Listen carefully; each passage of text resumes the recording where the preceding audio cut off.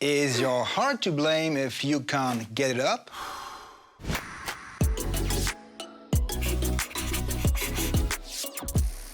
Recently, a young patient walked into my office.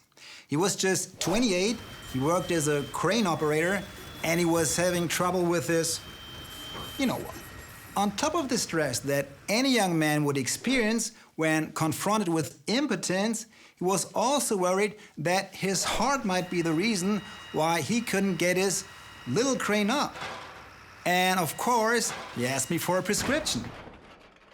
While generally impotence can be caused by many different things, it's true that men who are 50 years and older mostly suffer from it when the blood supply is restricted to the member.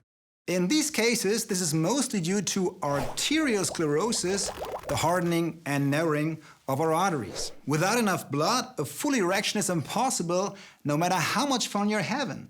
And that's why men with potency problems should always have their hearts checked first.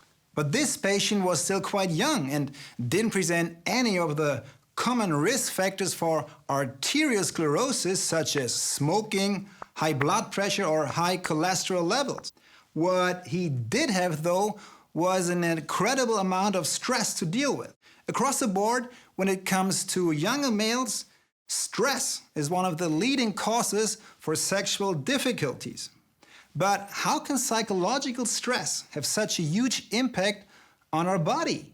The first thing you need to know is that stress and anxiety activate a stress response in our bodies. Amongst other things, this also releases certain stress hormones like adrenaline into our bloodstream. This causes our blood vessels to contract, ultimately making it more difficult for blood to flow into the penis. But since a full erection requires sufficient blood to reach the erectile tissue, these stress hormones are actually getting in the way. The right medication can be helpful at first, but in the long run, you need to escape the vicious cycle of stress. So, to cut it short, did I prescribe that young man blue pills? Yes, I did. Why?